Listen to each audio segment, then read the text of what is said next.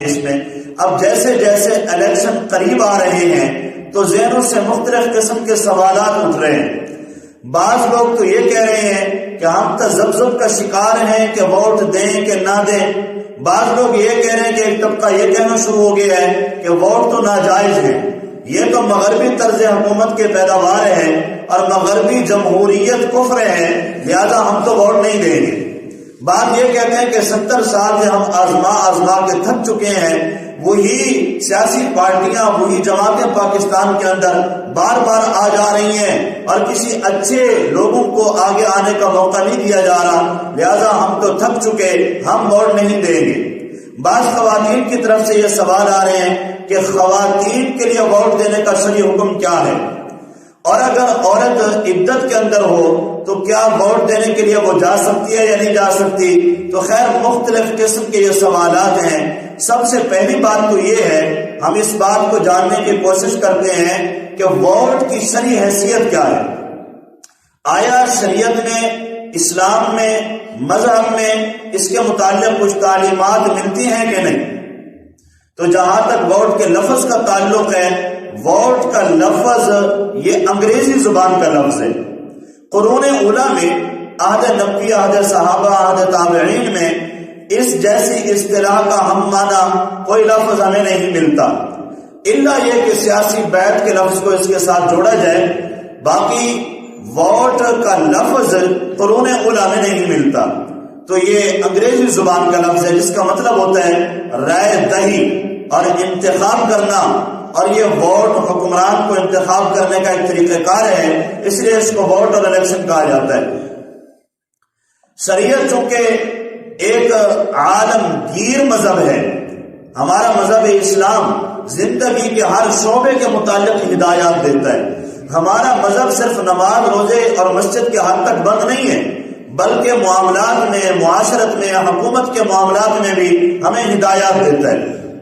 اب ووٹ کی شرعی حیثیت جو جید اور ممتاز علماء کرام نے، مفتیان کرام نے قرآن و احادیث میں غور و فکر کر کے بیان اور ارشاد فرمائی ہے، تو وہ سماعت فرما جی کی پہلی حیثیت یہ ہے، ووٹ گواہی ہے، شہادت ہے۔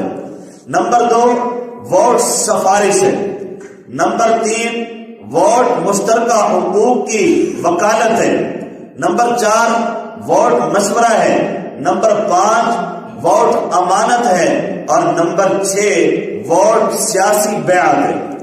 یہ تمام کتب کے اور مفتیان کرام کے فتاوی کا مطالعہ کرنے کے بعد یہ میں نے 6 پوائنٹ بنائے ہیں کہ 6 حیثیتیں بنتی ہیں۔ اب پہلی حیثیت ہے کہ ووٹ یہ گواہی ہے، اور گواہی کے قرآن مجید میں جو احکام ہیں قرآن و حدیث میں وہی لاگو ہوں گے۔ گواہی کے بارے میں اللہ کا فرمان ہے وَلَا يَأْبَ الشُّهَدَاءُ إِذَا مَا دُعُوا، جب تمہیں گواہی کے لیے گواہ کو پکارا جائے تو وہ انکار نہ کرے۔ حدیث مبارکہ میں ہے کہ جس کو گواہی کے لیے پکارا گیا اور بلایا گیا لیکن وہ گواہی دینے کے لیے نہیں آیا، انکار کر دیا، تو وہ جھوٹی گواہی کے اندر شمار ہوگا۔ اس کا گواہی نہ دینا گویا کہ جھوٹے آدمی کی سپورٹ ہو جائے گی۔ جب یہ اصل حقدار کے حق میں اس کا حق بچانے کے لیے گواہی نہیں دے رہا، تو ظاہر بات ہے کہ پھر جو اس کا مد مقابل ہے، مخالف ہے، وہ کامیاب ہو جائے گا۔ وَلَا تَكْتُمُوا الشَّهَادَةَ وَمَن يَكْتُمْهَا فَإِنَّهُ آثِمٌ قَلْبُهُ، فرمایا کہ گواہی کو چھپاؤ نہیں، اس لیے کہ گواہی کو وہی چھپاتا ہے جس کا دل گناہگار ہوتا ہے۔ تو جیسے جھوٹی گواہی دینا جرم ہے، اسی طرح سچی گواہی کو بوقت ضرورت چھپانا یہ بھی جرم ہے۔ نبی علیہ السلام نے فرمایا الا اخبرکم بخیر الشہداء، کیا تمہیں میں بہترین گواہ نہ بتاؤں؟ فرمایا کہ الذی یأتی بشہادتی قبل ان یسألها، وہ آدمی کہ جو اپنے گواہی کے لیے از خود آ جائے اور گواہی پیش کر دے، اس سے مطالبہ کیے جانے سے بھی پہلے، بجائے اس کے کہ سوال کیا جائے، اسے بلایا جائے، از خود آ کے گواہی دے دے، یہ سب سے بہترین گواہ ہے۔ کیسے اپنے گواہی کی ذمہ داری کو پورا کر دیا۔ اور جھوٹی گواہی کے بارے میں بخاری شریف نے فرمایا الا اخبرکم باکبر الکبائر، بڑے گناہ بتاؤں تمہیں؟ فرمایا الاشراک باللہ و حقوق الوالدین، وہ شرک کرنا ہے، والدین کی نافرمانی کرنا ہے، اور پھر آپ تکیے کے ساتھ ٹیک لگائے بیٹھے تھے، فوراً اٹھ کر بیٹھ گئے اور فرمایا کہ الا وقول الزور الا وشہادۃ الزور، فرمایا کہ خبردار جھوٹی گواہی، جھوٹی گواہی۔ بار بار آپ اس کو فرما رہے تھے۔ حضرت ابو بکر رضی اللہ عنہ فرماتے ہیں اتنا آپ نے فرمایا اور ایسے غصے اور جلال کی کیفیت ہو گئی تھی کہ ہم تمنا کر رہے تھے کہ اے کاش آپ خاموش ہو جاتے۔ یعنی جھوٹی گواہی اتنا بڑا جرم ہے۔ غلط آدمی کو ووٹ دینا، نااہل شخص کو ووٹ دینا، یہ جھوٹی گواہی ہے۔ جیسے جھوٹی گواہی کا وبال اور جرم ہے، اس آدمی کے لیے بھی ویسے ہی وبال اور گناہ ہے۔ تو یہ مال دنیاوی معاملہ نہیں ہے، اس کے اوپر اجر و ثواب و معصیت کے احکام بھی جاری ہوتے ہیں۔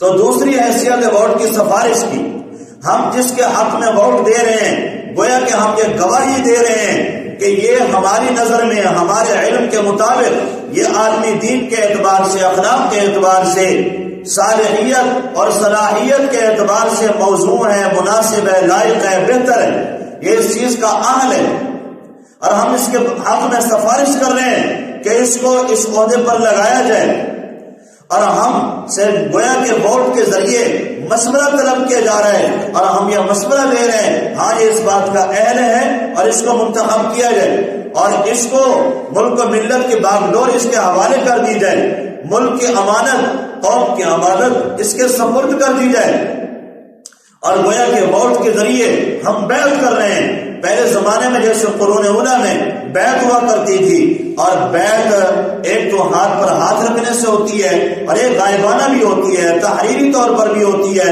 اور حاکم کی طرف سے اس کے نائب کے اوپر ہاتھ پر بیعت کرنے سے بھی بیعت ہوتی ہے۔ تو گویا کہ موجودہ دور میں یہ ووٹ، اس کا جو بیلٹ پیپر ہے، یہ گویا کہ اسی سیاسی بیعت کا ایک طرز، نیا طریقہ کار ہے، یہ اسی کا طرز ہے۔ تو لہذا ان تمام تر امور کو سامنے رکھتے ہوئے، ووٹ کو مقدس امانت سمجھتے ہوئے اس کے اہل تک پہنچانا ہماری ذمہ داری ہے۔ ان اللہ یأمرکم ان تؤدوا الامانات الی اہلہا، فرمایا کہ اللہ تمہیں حکم دیتا ہے کہ امانتیں ان کے اہل تک پہنچاؤ۔ تو ووٹ اس کے اہل تک ہم نے پہنچانا ہے، ہم نے دیکھنا ہے۔ ہم نے لوگوں کا معیار بدل گیا کہ ووٹ دینے میں ہمارا معیار کیا ہونا چاہیے۔ ووٹ دینے میں ہمارا معیار دین ہونا چاہیے، مذہب ہونا چاہیے، ملک و ملت کی خیرخواہی ہونی چاہیے، قومی مفاد ہونا چاہیے، قومی مفاد کو ذاتی مفاد پر ترجیح دینا چاہیے، اور اس مقدس امانت کو، اس ووٹ کو، اس اپنے حق رائے دہی کو، اس کو ذاتی مفادات، قومی، برادری، تعلق داری، رشتہ داری اور لحاظ مروت، ان امور، گلیوں، سڑکوں اور آلو پیاز کی بھیٹ نہیں چڑھانا چاہیے، ان ذاتی مفاد کو پس پست ڈال کر، کیونکہ یہ ضمیر کا فیصلہ ہے۔ جب ہم نے ووٹ دینے جانا ہے وہاں ہمیں اپنا نجی معاملہ ہے، کوئی ہمارے پر جبر نہیں کر سکتا۔ اور یہ جو سوال کہ ہاں بھی آپ ووٹ کس کو دے رہے ہیں، اس سوالات بھی نہیں کہ بھائی اس کا اپنا ذاتی معاملہ ہے، جس میں اس کا دل مانے گا اس کو دے گا امانت سمجھ کر۔ تو اندر جا کر اس نے اپنی مرضی سے ووٹ ڈالنا ہے، اس کے اوپر کوئی جبر نہیں ہے، زبردستی نہیں ہے۔ اور دوسرے ممالک کے اندر تو خانہ خالی بھی ہوتا ہے کہ اگر آپ ووٹ نہیں دینا چاہتے اس کے اوپر لگا دیں کہ میں کسی کو بھی ووٹ نہیں دیتا، لیکن ہمارے ہاں ایسا نہیں ہے، خانہ خالی نہیں ہوتا، ہم نے کسی نہ کسی کو دینا تو ہے۔ اب بعض لوگ یہ پوچھتے ہیں کہ جو ہمارے حلقے میں جو لوگ امیدوار ہیں، جو کینڈیڈیٹس ہیں، اب ان میں سے ہمیں تو کوئی بھی دیندار نہیں لگتا، کوئی بھی ہمیں اچھا نہیں لگتا، ہماری نظر میں تو سارے ہی غلط ہیں، ہماری نظر میں سارے ہی بدکردار ہیں، سارے ہی چور ہیں، تو ہم کس کو ووٹ دیں؟ تو بھائی ایسی حالت کے اندر بھی اپنے ووٹ کو ضائع مت کریں، بلکہ نہ اس کو ضائع کریں نہ غلط استعمال کریں۔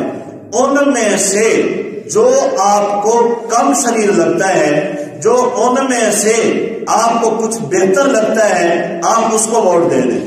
اس لیے کہ نبی علیہ السلام کا فرمان ہے اذا ابتلیت ببلیجتین فاختر احسنہما، جب دو مصیبتوں میں دو گرفتار کیا جائے، آزمایا جائے، تو ان میں سے جو کم درجے کی ہو، ان میں سے جو کچھ کم شر والی ہو، اس کو اختیار کر لیں۔ دو مصیبتوں میں سے کم درجے والی ایک فقہی قاعدہ ہے، جیسے کہتے ہیں نا کہ اندھوں میں کانا راجا، تو کانے کو اندھوں پر ترجیح دے دی جائے۔ تو خیر بہرحال اس امانت کو ادا کرنا چاہیے اور اس کو ضائع نہیں کرنا چاہیے۔ حال